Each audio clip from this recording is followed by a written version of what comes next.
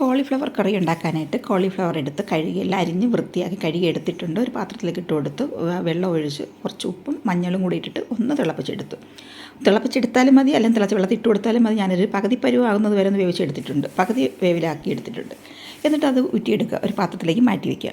അതിനുശേഷം ഒരു കട്ടിയുള്ളൊരു പാത്രം എടുത്ത് അടുപ്പിൽ വെച്ച് കൊടുക്കുക. ചൂടായി വരുമ്പോൾ കുറച്ച് എണ്ണ ഒഴിച്ചിട്ട് സവാള, പച്ചമുളക്, കറിവേപ്പില, കുറച്ച് ഉപ്പും കൂടി ഇട്ടിട്ട് നന്നായിട്ടൊന്ന് വഴറ്റിയെടുക്കുക. ഒരുപാട് വഴണ്ട് പോകണ്ട, ഒരുപാട് മൂത്തൊന്നും പോകണ്ട. എന്നിട്ട് ഈ ഊറ്റി വെച്ചിരിക്കുന്ന കോളിഫ്ലവറും കൂടി ഇട്ട് കൊടുക്കുക. ഞാൻ ഇതിപ്പം പെപ്പറി, ഓണിയൻ, കോളിഫ്ലവർ എന്നൊക്കെ പറഞ്ഞാണ് തുടങ്ങിയത് ഉണ്ടാക്കി വന്നപ്പം അത് വേറെ ഏതൊക്കെയോ രീതിയിലായിട്ടുണ്ടത്.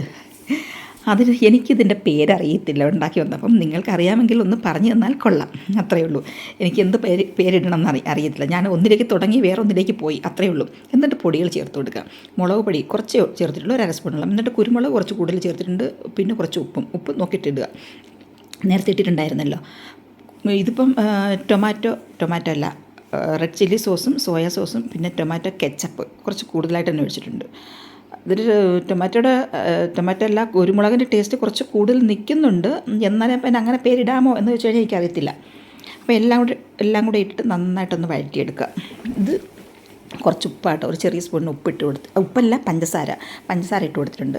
എന്നിട്ട് എല്ലാം കൂടെ നന്നായിട്ടൊന്ന് ഇളക്കിയെടുക്കുക. എന്നിട്ടൊരു പാത്രത്തിലേക്കൊക്കെ മാറ്റി വെച്ചു. നല്ല പാത്രങ്ങളൊന്നും എടുത്തില്ല, വീഡിയോയ്ക്ക് കാണിക്കാൻ വേണ്ടി എടുത്തു കഴിഞ്ഞാൽ പിന്നെ എനിക്ക് ബുദ്ധിമുട്ടാണ്, രാത്രിയിലെ കഴിയുന്നതൊക്കെ ബുദ്ധിമുട്ടാണ്. ഞാൻ ചപ്പാത്തി ഉണ്ടാക്കാമെന്ന് ആദ്യം വിചാരിച്ചത്. ടേസ്റ്റൊക്കെ ചെയ്ത് നോക്കി കൊള്ളാം, പക്ഷേ രാത്രിയിലായിരുന്നു. പിന്നെ ചപ്പാത്തി ഉണ്ടാക്കാൻ തോന്നിയില്ല. തൊട്ടടുത്ത കടയുണ്ടായിരുന്നു, അവിടെ പോയി പൊറോട്ട വാങ്ങിച്ചുകൊണ്ട് വന്നു.